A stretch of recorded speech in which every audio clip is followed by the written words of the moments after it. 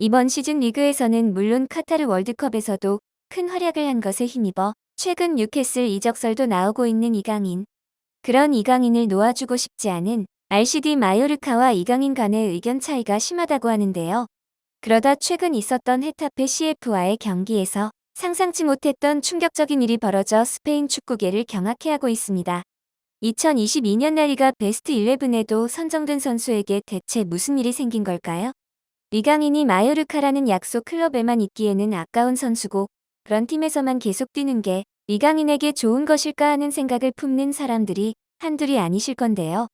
그게 일각의 생각만이 아니란 건 최근 있었던 마요르카와 헤타페의 경기를 보면 알 수 있습니다. 이강인은 이 경기에서 측면 공격수로 나섰지만 초반부터 반칙까지 불사하며 상대의 공격을 저지하는 등 수비에도 적극 가담하는 모습을 보여줬는데요.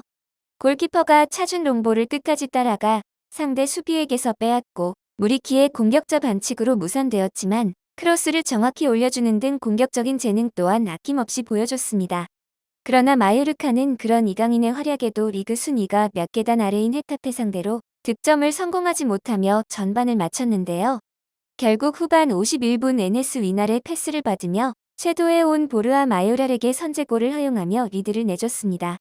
그 뒤 후반 78분 안토니오 산체스의 어이없는 백패스와 이를 놓치지 않고 달려든 마요라 추가골로 마요르카는 2대 0으로 무너져 내렸는데요.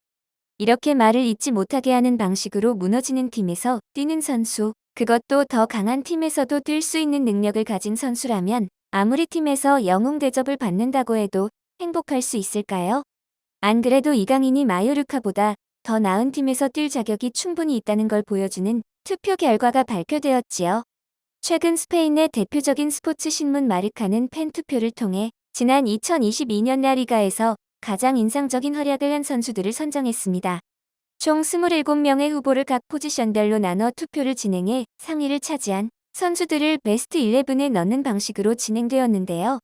후보에는 비니시우스, 페데리코 발베르데, 로날드 아라오, 가비, 페드리, 예레미 피노, 헤이닐두 만다바 등 라리가의 네로라 하는 팀들의 선수들이 여러 포함되었습니다. 그 사이에 우리에게도 익숙한 이름이 하나 있는데요. 다름 아닌 이강인. 앞서 거론된 선수들이 모두 이강인이 뛰는 마요르카보다 강한 팀들에서 주전으로 뛰고 있음을 생각하면 현지에서 이강인을 얼마나 높이 평가하는지를 보여주지요. 마르카는 우리 시간으로 2일 투표 결과를 공개했는데요. 공개된 투표 결과 이강인은 레알 마드리드에서 뛰는 발베르데에 이어 미드필더 중 2위를 차지해 베스트 11에 선정되었습니다. 이것 자체로도 대단하지만 세부 내역을 보면 이강인이 얼마나 높은 평가를 받았는지 알 수 있는데요. 이강인은 미드필더 부문 총 득표 중 3분의 1에 해당하는 33%를 차지한 발베르데에 이어 4분의 1에 가까운 23%의 표를 받았습니다. 이는 함께 베스트 11에 선정된 지로나 FC의 알레익스 가르시아와는 4% 차이, 바르셀로나의 가비와는 10% 차이 앞서는 수치지요. 주목할 점은 바르셀로나의 가비와 함께 바르셀로나의 주전 미드필더인 페드리와는 무려 17%나 차이가 난다는 거.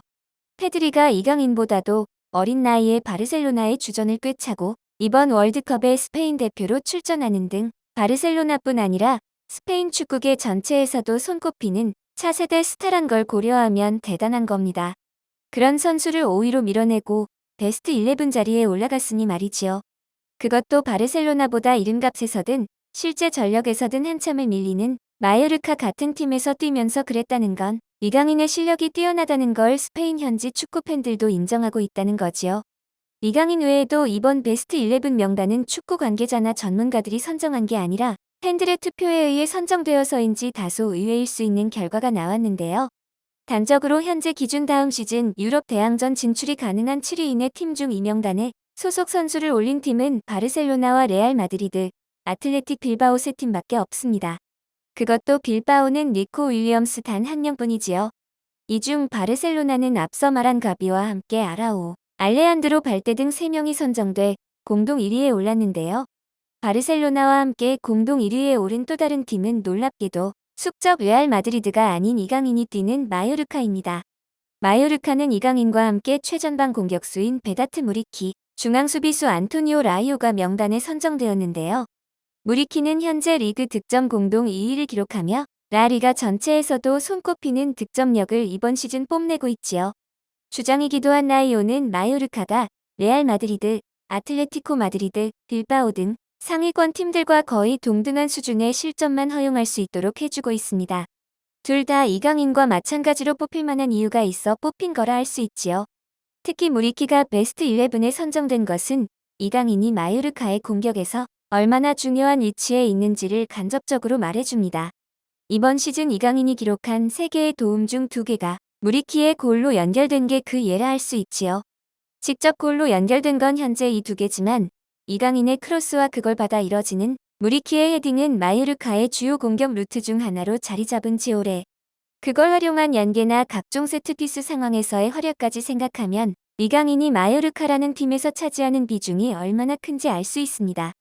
이번 마르카 주최 팬 투표에서 라리가 베스트 11으로 선정되는 등 여러 방면에서 그 능력을 인정받은 이강인에 관심을 보이는 팀은 한둘이 아닌데요. 그중 가장 적극적으로 이강인을 영입하려 하는 곳은 잉글랜드 프리미어리그의 뉴캐슬 유나이티드.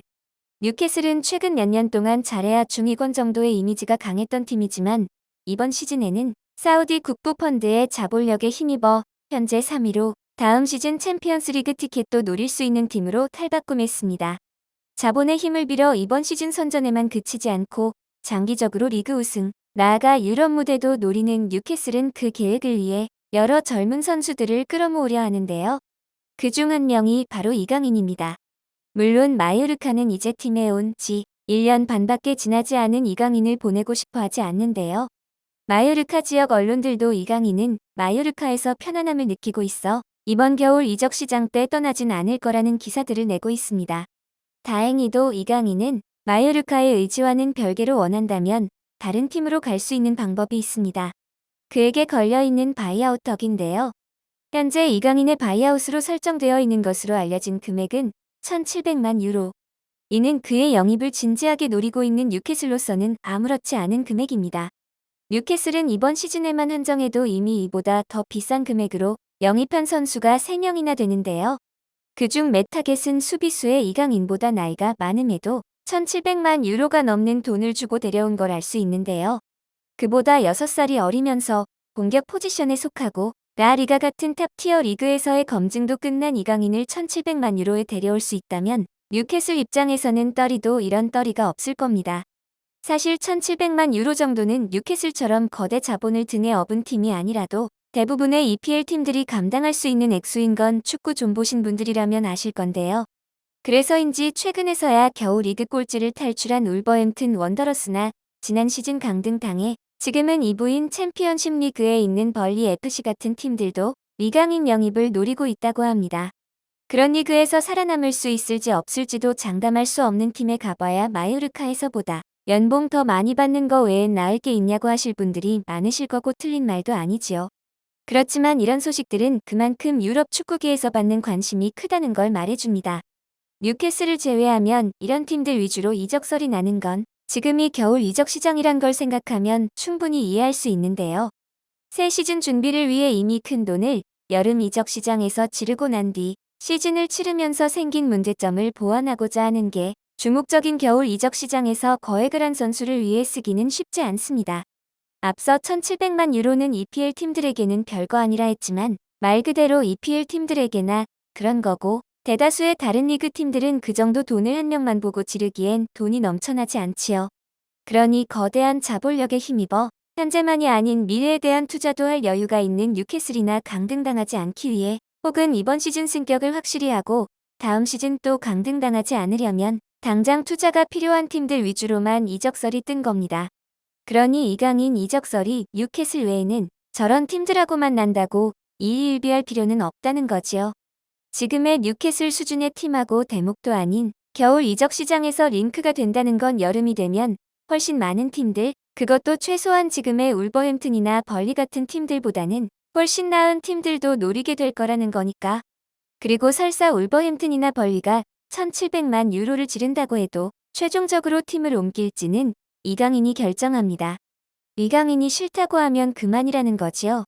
그러고서 뉴캐슬이 제안하면 가거나 뉴캐슬이 이번에 아무것도 안 해도 지금까지 해왔던 것처럼 시즌 잘 마무리하면 다른 좋은 팀들에서도 제안이 쏟아질 겁니다. 뛰어난 재능으로 내로라하는 강팀들의 스타들을 제치고 라리가 베스트 11에 오른 이강인. 그가 더 크고 강한 팀에서 뛰는 모습을 한번 보고 싶네요.